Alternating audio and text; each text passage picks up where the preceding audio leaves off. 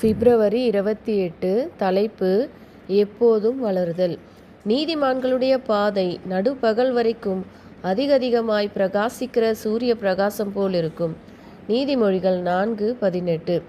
அளவற்ற விலைக்கிரயத்தில் கிறிஸ்துவ குணத்தின் பூரணத்தை மனிதர்கள் எட்டலாம் என்று ஏற்பாடு செய்யப்பட்டுள்ளது. சத்தியத்தை கேட்பதற்கு ஸ்லாக்கியத்தை பெற்றிருந்தவர்களுக்கும் பரிசுத்த வேதத்தை தேவனுடைய குரலாக எடுத்து கொள்ள வேண்டும் என்று பரிசுத்த ஆவியானவரால் உணர்த்தப்பட்டிருந்தவர்களுக்கும் ஆவிக்குரிய வாழ்க்கையில் குன்றிப்போவதற்கான எந்த சாக்கும் அவர்களுக்கு இல்லை.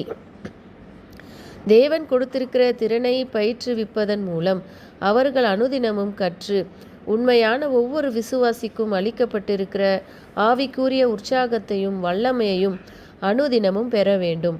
நாம் தேவனுடைய தோட்டத்தில் செடிகளை வளர்க்க விரும்பினால் தொடர்ச்சியாக வழங்கப்படும் ஆவிக்குரிய வாழ்க்கை மற்றும் ஆழ்ந்த அக்கறையின் இடைவிடா ஊற்று நமக்குள் இருப்பது அவசியமாகும். அப்பொழுது நம்முடைய கர்த்தராகிய இயேசு கிறிஸ்துவின் மேலுள்ள விசுவாசத்திலும் அவரை அறிகிற அறிவிலும் வளர்ச்சி காணப்படும். பொறுப்பை தூக்கி எறிந்து வழியருகே சற்று ஓய்வெடுக்க பாதி வழி வீடு எதுவும் எங்கும் இல்லை. உறுதியான ஆவிக்குரிய குணத்தை உருவாக்குகிறவர்களாக நாம் தொடர்ந்து பரலோகத்தை நோக்கி முன்னேற வேண்டும். நமது வாஞ்சை அதற்காக மேற்கொள்ளப்பட்ட விசுவாச பயிற்சி மற்றும் நமக்கு கொடுக்கப்படும் சத்திய வெளிச்சம் மற்றும் அறிவை பயன்படுத்தும் அளவிற்கு ஏற்பதான் நாம் பரிசுத்த ஆவியானவரை பெறுகிறோம். பரிசுத்த ஆவியை நாம் பெற்றுக்கொள்ளக்கூடிய திறனுக்கும் பிறரிடம் அவரை வெளிப்படுத்தும் ஆற்றலுக்கும் ஏற்றவாறுதான் அவர் நமக்கு வழங்கப்படுவார்.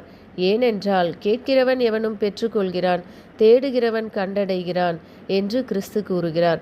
கிறிஸ்துவின் விலையேறப்பெற்ற கிருபையை உண்மையாய் தேடும் நபர் தான் ஏமாற்றமடைய வேண்டியதில்லை என்பதில் உறுதியோடு இருப்பார்.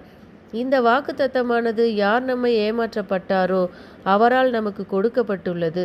மேலும் இந்த வாக்குத்தத்தம் ஒரு விதியாகவோ அல்லது கோட்பாடாகவோ கூறப்படவில்லை. மாறாக ஒரு உண்மையாக தெய்வீக அரசாங்கத்தின் சட்டமாக உரைக்கப்பட்டிருக்கிறது.